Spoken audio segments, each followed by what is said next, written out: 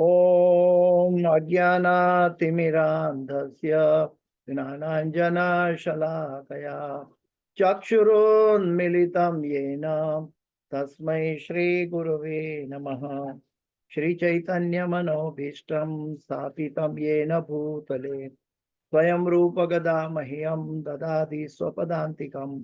वन्देऽहं श्रीगुरु श्रीयुतापदकमलं श्रीगुरु वैष्णवांश्च श्रीरूपं साग्रजातं सगणा रघुनाथान्वितं तं सजीवं साद्वैतं सावधूतं परिजनसहितं कृष्ण चैतन्यदेवं श्रीराधा कृष्णपादां सहगणा ललिता श्रीविशाखान्वितांश्च।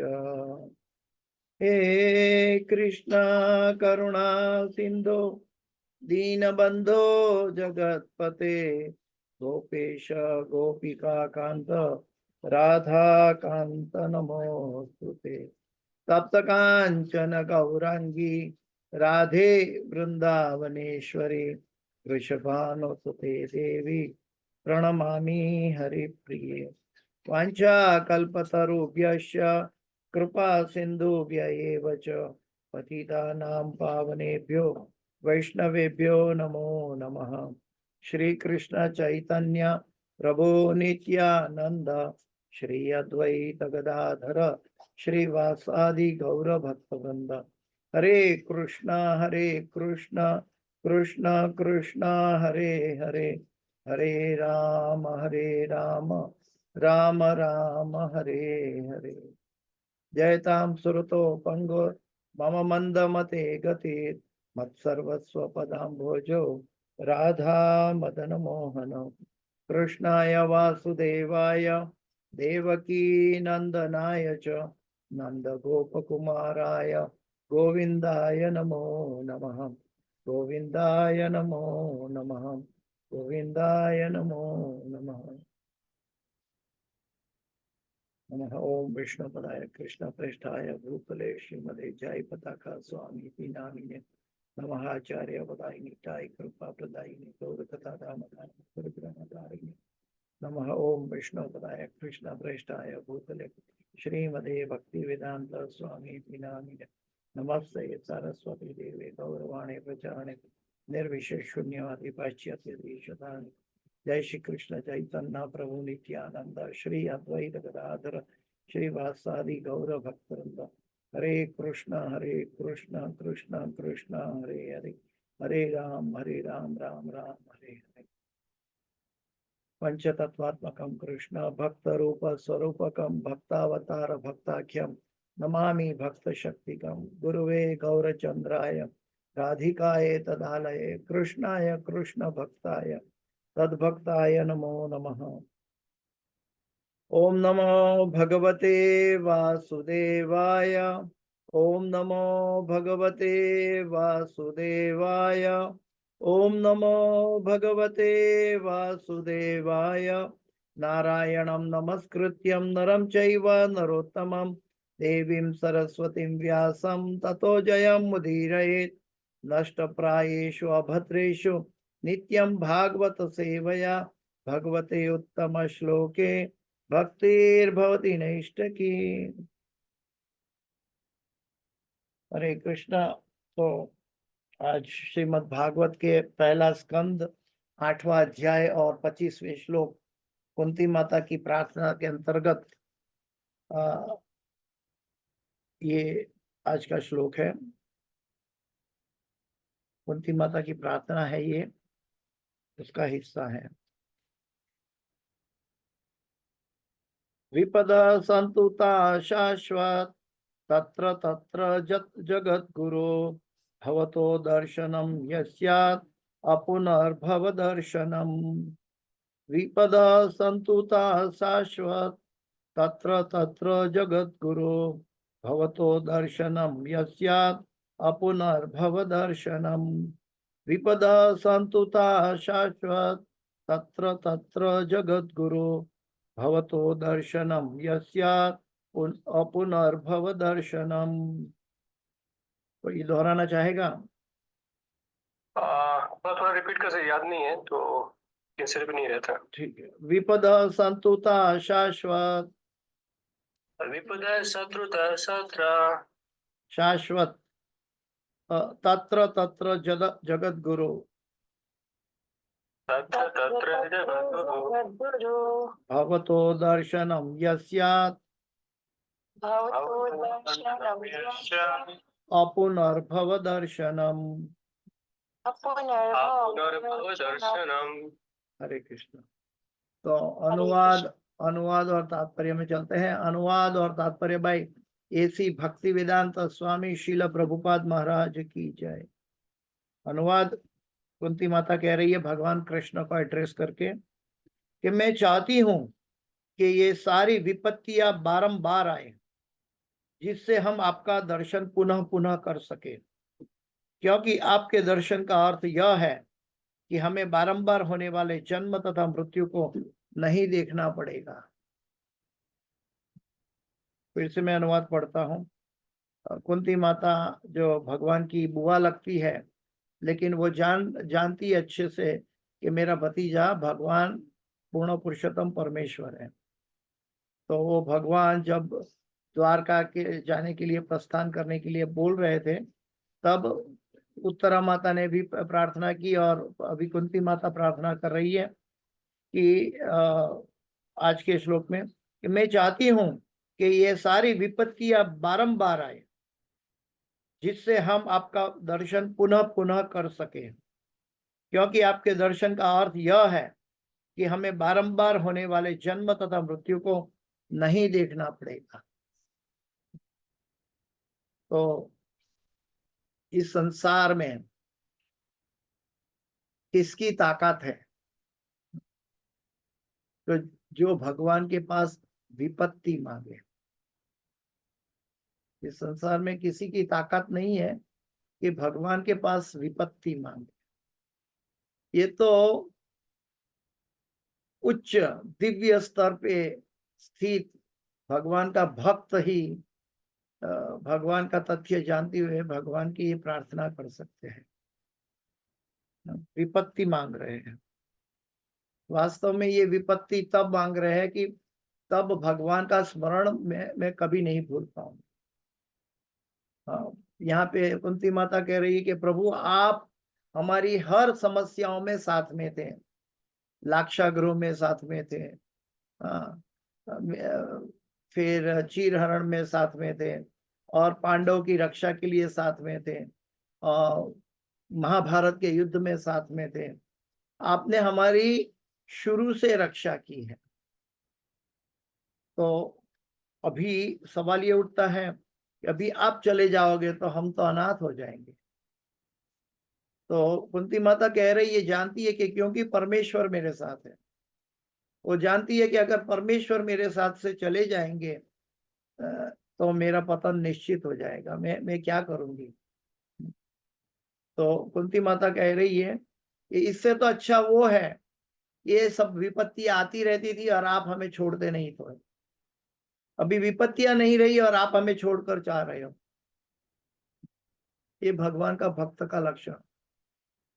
भगवान का भक्त हमेशा भगवान का सानिध्य प्राप्त करना चाहता है। भगवान का सानिध्य, 4 प्रकार के भक्त की बात बताई है भगवत गीता में। उसमें से एक है दुखी। दुखी भगवान को बहुत याद करता है। तो कुंती माता कह रही है कि कुछ भी हो जाए हम आपको भूले नहीं, और आप हमारे बाजू में हमारी साथ ही रहें, क्योंकि अगर आप दूर चले जाएंगे तो हम हमारा क्या होगा हमें पता नहीं, जिससे हम आपका दर्शन पुनः पुनः कर सके। कुंती माता कह रही है कि आपका दर्शन बारंबार हो सके। प्रभुपाद जी ने अन्य तात्पर्य में बताया है कि स्त्रिय वैश्य तथा शूद्र तेपी यान्ति पराम गति में, उसमें प्रभुपाद जी और एक जगह में लिखे हैं कि स्त्री को हमेशा भगवान के अर्च विग्रह या भगवान का साक्षात दर्शन करना चाहिए। तभी वो वास्तविक भक्त बन सकती है। स्त्री को मंदिर जाने में आनाकानी नहीं होनी चाहिए, बल्कि मंदिर के लिए वो तत्पर होनी चाहिए। जब स्त्री मंदिर के लिए तत्पर होती है, तब भगवान का दर्शन से उनकी भक्ति की कल्टीवेशन शुरू होती है। प्रभुपाद जी ने अन्य जगह में बताया है। तो यहाँ पे कुंती माता यही मांग रहा है कि जो विपत्तियां बारंबार बारंबार आए, जिससे हम आपका दर्शन पुनः पुनः कर सके। क्योंकि आपके दर्शन का अर्थ यह है कि हमें बारंबार होने वाले जन्म तथा मृत्यु को नहीं देखना पड़ेगा। बुद्धिमान मनुष्य का काम यही है, भगवान का भक्त का काम यही है। भगवान का भक्त भौतिक जगत में इसीलिए नहीं आना चाहता ताकि वो भगवान की भक्ति एकाग्र चित्त से कर सके। सामान्यतया वास्तव में तो भौतिक जगत में भी एकाग्र चित्त से भगवान का भक्त दर्शन कर सकता है, जो भगवान का शुद्ध भक्त है। और ये शुद्ध भक्तों में से एक है कुंती माता। सामान्यतया दुखी, जरूरतमंद, बुद्धिमान तथा जिज्ञासु लोग जिन्होंने कुछ पुण्य कर्म किए हैं, वे भगवान की पूजा करते हैं। आर्थो अर्थात ज्ञानी च भरतर्षभ। सामान्यतः दुखी, जरूरतमंद अर्थार्थी, बुद्धिमान ज्ञानी तथा जिज्ञासु, ये 4 प्रकार के पुण्यशाली भक्त लोग भगवान की पूजा करते हैं या पूजा करना प्रारंभ करते हैं। कौन से? सामान्यतया दुखी, जरूरतमंद, बुद्धिमान तथा जिज्ञासु। अन्य लोग जो दुष्कर्म से ही फलते फूलते हैं, चाहे वे किस स्तर के हो, माया द्वारा भ्रमित होने के कारण भगवान के पास नहीं पहुंच पाते। जिसकी रही भावना जैसी, ताकि देखी 3 मूरत तैसी। जिसके मन में पाप है, जिसके मन में दुष्कर्म के विचार है, वो भले फूलते फलते दिखाई दे भौतिक जगत में, लेकिन वो कभी भगवान तक नहीं पहुंच पाते। एक तरफ कहा गया है कि कलयुग में मानसिक पाप का दंड नहीं मिलता, लेकिन फिर भी मानसिक पाप से भगवान से हमारी दूरी बनी रहती है। मानसिक पापों से हम भगवान के पास नहीं पहुंच पाते, क्योंकि आज का मानसिक पाप कल जाकर फलीभूत हो सकता है। इसीलिए हमें भगवान का भक्त सचेत रहता है कि वो मानसिक पाप भी ना करे। इसलिए मैंने पहले भी कहा था शायद यहाँ ये क्लास में कि श्रीमद् भगवत गीता में एक श्लोक बहुत खतरनाक लगा। कौन सा श्लोक? ध्यायतो विषयाम पुंसः संगस्तेषु उपजायते, संगा संजायते काम, कामत क्रोधो भिजायते। कि ध्यायतो विषयाम पुंसः, जिसका ध्यान हम करते हैं वो विषयों का चिंतन करके हम पाप या पतन की दुनिया में चले जाते हैं। जो बुद्धिमान है, जो सतर्क है, वो कभी भगवान को छोड़कर नहीं जाते, चाहे उनके सामने कितनी भी आंधी की तूफान क्यों ना आ जाए। लेकिन भौतिक जगत के लोग ये नहीं कर पाते। अतएव पुण्यात्मा के लिए संकट आने पर भगवान के चरण कमलों का आश्रय लेने के अलावा अन्य कोई विकल्प नहीं होता। व्यक्ति कभी कभी आपत्ति आती है, समस्या आती है जीवन में, तो अपने आप सुलझाने की कोशिश करते हैं या दूसरों की मदद लेके सुलझाने की कोशिश करते हैं। लेकिन ये मूर्ख है, क्योंकि उनको मालूम है कि वो भी और दूसरे लोग भी प्रकृति के 3 गुणों के द्वारा बंधन में है। उसको तो सबसे पहले अपने गुरु के जरिए भगवान के चरण कमलों का आश्रय लेना चाहिए दृढ़ता पूर्वक, और वो आश्रय ऐसा होना चाहिए, सहजीय आश्रय नहीं, वो आश्रय मन और हृदय से होना चाहिए, सिर्फ बुद्धि से नहीं। भगवान के चरण कमलों का आश्रय लेने के अलावा अन्य कोई विकल्प नहीं आता। पुण्यात्मा का पुण्यात्मा लोगों के लिए जब संकट आता है तो भगवान के चरण कमलों का निरंतर स्मरण करने का अर्थ है जन्म मृत्यु से छूटने की तैयारी करना। जब भगवान का स्मरण नित्य स्मरण होता है, वो तो बहुत बड़ा भाग्यशाली जीव है। हाँ, क्योंकि भगवान का स्मरण भौतिक जगत में करोड़ों पदार्थ, करोड़ों एजेंडा को छोड़कर भगवान में स्थिर हो जाता है। वो अपने आप में उसके भाग्य की कोई सीमा नहीं रहती। और ऐसा व्यक्ति निरंतर स्मरण कर रहा है तो वो जन्म मृत्यु जरा व्याधि से छूट जाता है। निरंतर स्मरण वो कर पाता है जो भगवान की दिव्यता के तत्व को जानता है। जन्म कर्म च में दिव्यम एवं यो वेत्ति तत्वतः त्यक्त्वा देहम पुनर्जन्म नैति मामेति सुवर्ग। यहाँ पे कुंती माता ये अच्छी तरह जान रही है कि उनका रिश्ते में दिखाई देता भतीजा, लेकिन ये वास्तव में भौतिक जगत का जैसा जन्म नहीं, लेकिन भगवान का अवतार है। जन्म कर्म च में दिव्यम, उनके कर्म सभी दिव्य है। जो उसको तत्व से जानता है वो कभी जन्म मृत्यु जरा जरा व्याधि के संसार में वापस नहीं आता।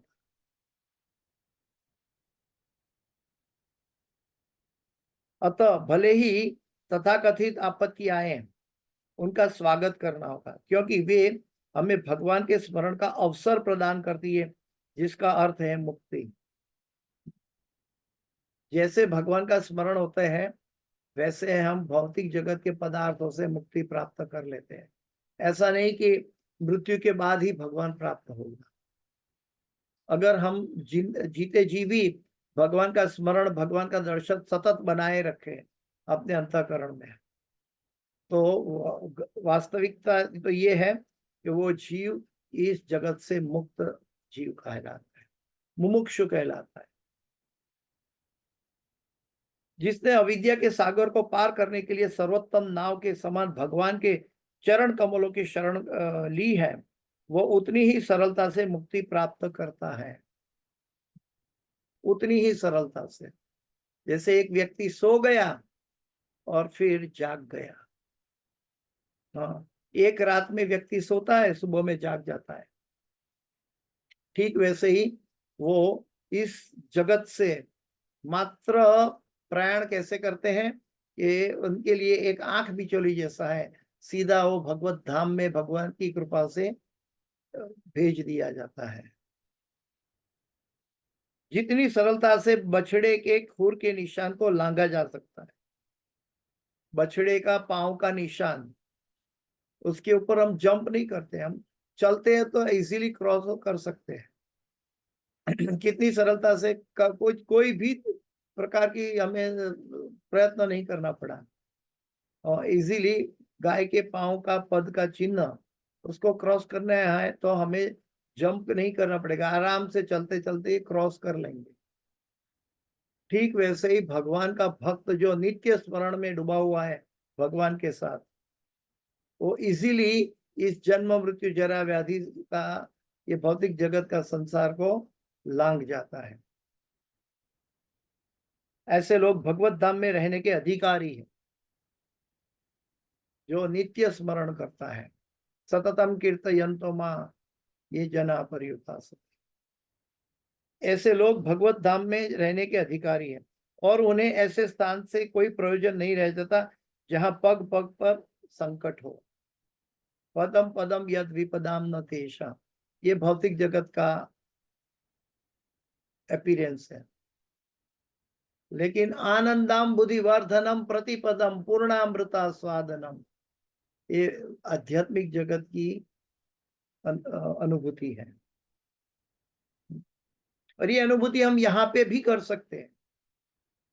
यहाँ से अगर एक छोटा पुष्प, कमल, अपनी गंदगी को बिना छुए अपने आप में स्फुरित रहता है, आनंदित रहता है, और इतना उसकी परिस्थिति है कि वो जाके भगवान के गले का हार बनता है, भगवान के चरणों में चढ़ता है, क्योंकि उन्होंने गंदगी में रहते हुए भी गंदगी को नहीं लगाया। ठीक इस संसार में जो व्यक्ति संसार दावानल की गंदगी में रहकर भी जो व्यक्ति अपने आप को नित्य स्मरण में रखता है, वो व्यक्ति भगवान के गले में, भगवान के हृदय में, भगवान के चरणों में जाने का अधिकारी बन जाता है। भगवत गीता में भगवान ने इस भौतिक जगत को आपत्तियों से भरा कष्टप्रद स्थान बताया है। दुखालयम अशाश्वतम। अल्पज्ञानी व्यक्ति इन आपत्तियों के साथ समझौता करने की योजना बनाते हैं। अल्पज्ञानी व्यक्ति, प्रभुपाद जी कहते हैं, जब भगवान कहते हैं ये दुखालय है, जैसे विद्यालय में विद्या मिलती है, औषधालय में औषध मिलता है, ठीक ये भौतिक जगत क्या है? दुखालय है। तो यहाँ दुख मिलेगा, लेकिन जो कम बुद्धि वाले व्यक्ति है, इस चीजों को वो इसके साथ समझौता कर लेते हैं। प्रभुपाद जी इसको दूसरे शब्द में समझाते हैं, इस भौतिक जगत में वास्तविक सुख नहीं है। वास्तविक सुख तो भगवान की सेवा में है। इस भौतिक जगत के लोग का क्या परिस्थिति है, जब उनके ऊपर आए हुए समस्या या दुख को वो रोक पाते हैं, तब उसको सुख मान बैठते हैं। ये एक भ्रामक अवस्था है।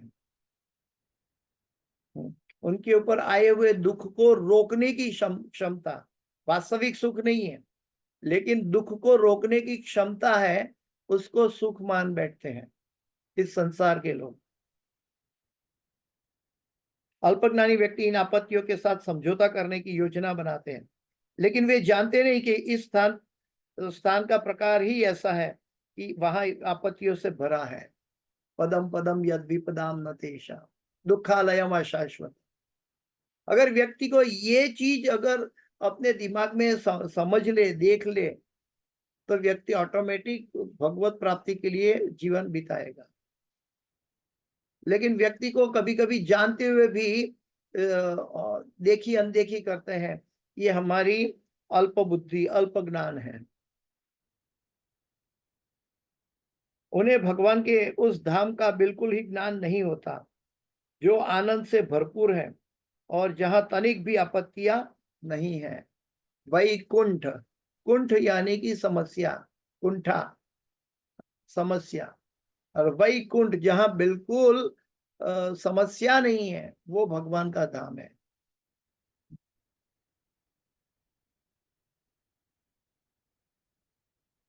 जो आनंद से भरपूर है और जहां तनिक भी आपत्ति नहीं है, आनंद से भरपूर है। आनंदाम बुद्धिवर्धनम प्रतिपदम पूर्णामृता स्वादम, आनंद से भरपूर है। वास्तव में आनंद जो है ये आत्मा का स्वभाव है, आनंदमय अभ्यास। लेकिन शरीर का सुख होता है, लेकिन आत्मा का आनंद होता है। शरीर के सुख के पास अगर हमें प्राप्त हो जाए तो हम भगवान के ऊपर केंद्रित कर सकते हैं, अगर सही मार्गदर्शन, सही बुद्धि और सही इंटेंस हो तो। If there is a will there is a way. नहीं तो सुखी लोग भी रास्ता भटक कर दुनिया में जन्म मृत्यु जरा व्याधि में अपने पुण्य कर्मों का फल भोगते रहते हैं। लेकिन अगर सही दिशा मिल जाए, सही भक्त का संग मिल जाए, सही शास्त्रों का संग मिल जाए, तो व्यक्ति, सुखी व्यक्ति इस भगवान की भक्ति में कंसंट्रेट कर पाएगा। जिसके मन में उद्वेग है, जिसके मन में दुख भरा है, वो भगवान के ऊपर कैसे कंसंट्रेट हो पाएगा। लेकिन यहाँ पे तो कुंती माता बिल्कुल उल्टा कह रही है, हे प्रभु आप हमें आपत्ति दे ताकि हम आपका आपका पुनः पुनः दर्शन कर सके, क्योंकि भगवान उनके साथ खड़े हैं।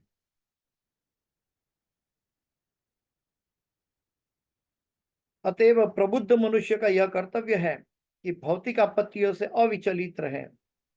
मात्रा स्पर्शास्तु कौन्तेय शीतोष्ण सुख दुखदा आगमापायिनी नित्यम ताम तितिक्षस्व भारत। भगवान अर्जुन को कह रहे इसको तू सहन करना सीख। इसको मात्रा स्पर्शास्तु कौन्तेय, ये भौतिक जगत का एक अनुभूति है। मात्रा स्पर्शास्तु कौन्तेय शीतोष्ण सुख दुखदा, शीत उष्ण सुख दुख आगमापायिनो नित्यम ताम तितिक्षस्व भारत।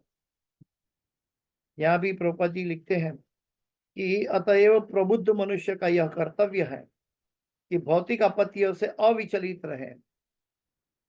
कई बार कई लोग अविचलित के नाम पे स्टबन रहते हैं।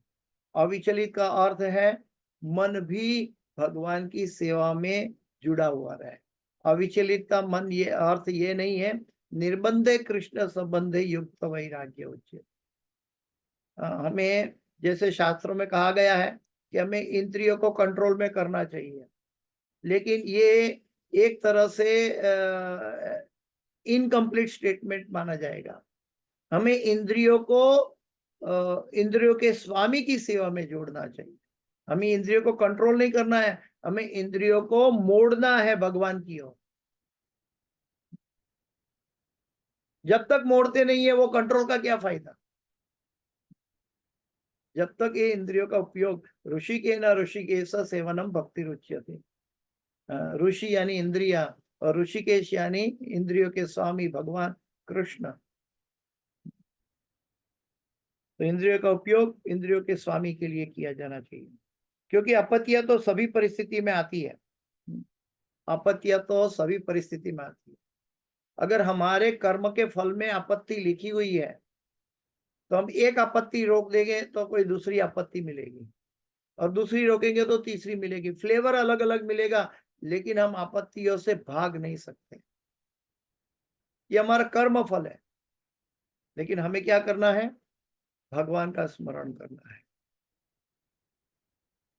सभी प्रकार की अपरिहार्य विपत्तियों का सामना करते हुए मनुष्य को आत्म साक्षात्कार में प्रगति करते रहना चाहिए। आत्मेंद्रिय तृप्ति वांछा हरे नाम का, कृष्णेंद्रिय तृप्ति वांछा धरे प्रेम नाम। यहाँ पे आत्मा की बात कर रहे हैं, वो सोल कॉन्शियस की बात कर रहे हैं, आत्म साक्षात्कार की, रियल आत्मा की बात। भौतिक जगत के अंदर जो आत्मा की बात कर रहे हैं वो अपने शरीर की बात करते हैं। आत्मेंद्रिय तृप्ति वांछा, अपनी इंद्रियों की तृप्ति। आत्म साक्षात्कार में प्रगति करते रहना चाहिए, क्योंकि मानव जीवन का यही उद्देश्य है। जब तक आत्म साक्षात्कार नहीं बनेंगे तो कृष्ण भावनामृत नहीं बन पाएंगे। क्योंकि जैसे हमारे अंदर कोई रोग होता है तो डॉक्टर आके चेक करते हैं, बोलते हैं इसके अंदर कुछ रोग है, क्या है, तहकीकात करना है, तो उसके अनुसार योग्य दवा देंगे। पहले उसका ब्लड चेकअप करवाओ। तो ब्लड का एक बिंदु लेकर लेबोरेटरी में जाने से ब्लड की तहकीकात से पता चल जाता है कि इसके अंदर क्या क्या रोग है। जब फिर वो रोग का पता लगा तो फिर डॉक्टर उसके अनुसार दवाई देते हैं। ठीक वैसे ही हम भगवान के अंश हैं। हम अपने अंश यानी कि अपने आत्मा को सही तरह से जान लेंगे, आत्म साक्षात्कार प्राप्ति कर लेंगे, तो हमें पता चल जाएगा कि आत्मा भगवान का अंश है तो भगवान कैसे है। क्योंकि मानव जीवन का यही उद्देश्य है, क्योंकि आत्मा समस्त भौतिक आपत्तियों से परे है। आत्मा समस्त भौतिक आपत्तियों से परे है, यानी कि इस भौतिक जगत की कोई भी समस्या आत्मा को स्पर्श नहीं कर पाती। इसीलिए भगवान अर्जुन को कह रहे हैं ताम तितिक्षस्व भारत। ये आंखों से और बुद्धि से और मन से दिखाई देती समस्याएं हैं। आत्मा को समस्या के साथ कोई लेना देना नहीं। अतएव तथाकथित आपत्तियां मिथ्या बतलाई गई है। स्वप्न में कोई मनुष्य अपने पर बाघ निकला जाता है, टाइगर ने अटैक किया ऐसा पता चलता है स्वप्न में, लेकिन वो आपत्ति के कारण चिल्ला भी सकता है, किंतु वास्तव में वो तो न टाइगर के पास साथ होता है और न आपत्ति उसके ऊपर होती है। एक स्वप्न था, ये एक कोरा स्वप्न है। इसी प्रकार जीवन की सारी आपत्तियां स्वप्न तुल्य कही जाती हैं। इस जीवन की सारी आपत्तियां स्वप्न तुल्य कही जाती हैं। यदि कोई भक्तिमय सेवा द्वारा भगवान का सानिध्य प्राप्त कर सकता है तो लाभ ही लाभ है, भक्तिमय सेवा द्वारा। और कलयुग में सबसे बड़ी भक्तिमय सेवा हरि नाम है। हरे कृष्ण कृष्ण कृष्ण हरे हरे, हरे राम राम राम हरे हरे। ये सबसे टॉप मोस्ट भक्ति सेवा है। इसके अलावा भी भगवान की महिमा का प्रचार करना, भगवत गीता का वितरण करना, ये भी सबसे बड़ी सेवा है।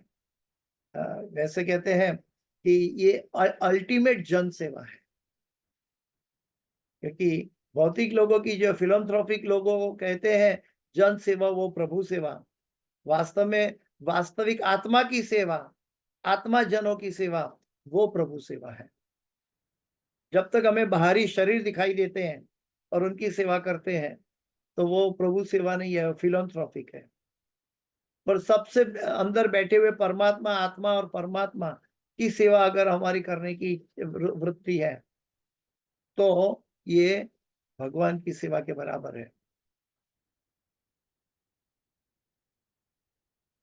यदि कोई भक्तिमय सेवा द्वारा भगवान का सानिध्य प्राप्त कर सकता है तो लाभ ही लाभ है। नवदा भक्ति में से किसी एक के द्वारा भगवान का सानिध्य भगवत धाम जाने की दिशा में सदा एक अग्रिम पग है। शरणम कीर्तनम विष्णु स्मरणम पाद सेवनम अर्चनम वंदनम दास्यम साख्यम आत्मनिवेदनम, ये नवधा भक्ति है। अम्बरीश महाराज ने तो ये नवधा भक्ति पूर्ण की थी, प्रहलाद महाराज भी। लेकिन अगर ये नवधा भक्ति में से अगर किसी एक अंग में भी हम पूर्णता प्राप्त कर लें तो भगवान का मिलना ध्रुव हो जाता है उसके लिए। उसके जीवन में भगवत प्राप्ति अवश्य हो जाएंगी। तो हमें बुद्धिमान मनुष्य को समझना है कि अगर संसार में कोई विपत्ति आती है तो हमें भगवत स्मरण में जाना चाहिए। अगर भगवत स्मरण में नहीं जाए तो ये विपत्तियां कलर बदलेगी लेकिन विपत्ति जाएगी नहीं। विपत्ति तब जाएगी भगवत स्मरण होगा। कुंती माता भगवान को रोक रहे हैं, ये प्रभु आपका बारंबार हमें दर्शन हो, लेकिन मैं चाहती हूं कि प्रभु आप मेरे साथ है, तब मेरे साथ है जब मेरे ऊपर आपत्ति आती है। एक फ्रेज था जो ऑथेंटिक स्क्रिप्चर से नहीं है लेकिन अन्य जगह से प्राप्त हुआ है। एक बार क्या हुआ कि एक जीव भगवान के साथ जा रहा है और जा रहा है, रण मैदान में जा रहा है, चलते चलते चलते चलते थक गए। थक गए तो भगवान ने देखा, एक भगवान है एक जीव है। भगवान ने देखा कि ये जीव बहुत थक गया है और मेरे साथ चल के अभी नहीं चल पाता है। तो भगवान ने उनको उठा लिया अपने कंधे पे। तो किसी ने पीछे आके देखा, अरे पहले तो दो आदमी के पांव के निशान दिखते थे, थोड़े समय के बाद आगे चल के देखा तो अभी दो में से भी एक ही पांव के निशान दिख रहे हैं, दूसरा कहाँ चला गया? तो दूसरा तो भगवान ने अपने कंधे पे रख लिया। तो जब हमें भगवान के पास अगर हमें बहुत समस्या आती है, जब हम भगवान के साथ चले जाते हैं तो भगवान हमारी समस्या को अपने ऊपर ले लेते हैं।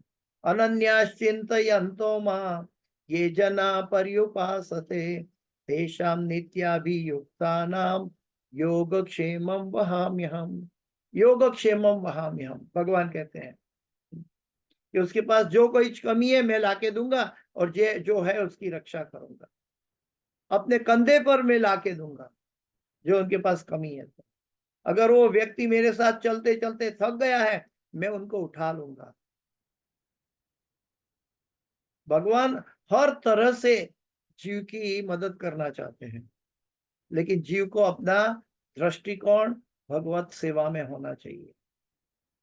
जब तक भगवान का स्मरण, भगवत सेवा नहीं है, तब तक कितना भी इस जगत में हम फेमस हो जाए, कितना भी इस जगत में हम धनाढ़िया हो जाए, धन हो जाए, तंदुरुस्ती हो जाए, फेमस हो जाए, नाम प्रतिष्ठा हो जाए, ये सब कंकर, मिट्टी के कंकर के समान है।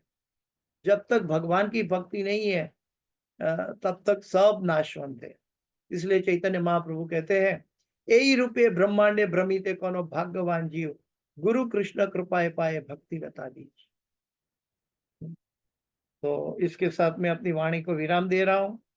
इस क्लास की कोई भी सुकृति है, मेरे गुरु महाराज ही सोनी ने जय पताका स्वामी आचार्यपाद गुरु महाराज की है, और इस क्लास के अंदर कोई भी गलती, क्षति या त्रुटि रह गई है, वो मेरी अपनी है, कृपया मुझे क्षमा करें। वाञ्छाकल्पतरुभ्यश्च कृपा सिन्धुभ्येव च पतितानां पावनेभ्यो वैष्णवेभ्यो नमो नमः। अनंत कोटि वैष्णव वृंद की जय, शिल प्रभुपाद की जय, श्रीमद् भागवतम की जय। किसी का कोई प्रश्न है? हाँ, चंद्रिका देवी, ऑडियो ऑन करो, बोलिएगा, बोलिए। हरे कृष्णा प्रभु जी। जी जय माता। प्रणाम। जय तो जैसा कि आपने कहा कि कलयुग में मानसिक जो हम पाप करते हैं उसका हमें दोष नहीं लगता है, और मानसिक अपराध से बचने का क्या उपाय है प्रभु जी? भगवत स्मरण। वो तो होता ही है, कैसे भी ना कैसे हमारे विचार चलते रहते हैं। हाँ, विचार तो चलते रहेंगे, लेकिन भगवान की लीला चलनी चाहिए, सदैव भगवत श्रवण करना चाहिए। शृण्वता स्वकथा कृष्ण पुण्य श्रवण कीर्तन हृदयंतस्थ अभद्राणी विधुनति सुहत्सता। श्रीमद् भागवत में कहते हैं सुत गोस्वामी कि शृण्वता स्वकथा कृष्ण, ये एक बार नहीं सुननी है, ये 2 बार 10 बार नहीं सुननी है, ये बारंबार सुननी है हरि कथा। भागवत स्मरण के लिए, हमारा मन को ट्रेन करने के लिए बारंबार सुनना है और दूसरों को भी बताना है। ये दोनों प्रक्रिया होगी तो स्मरण में वो स्थिर हो जाएगी भगवत सेवा।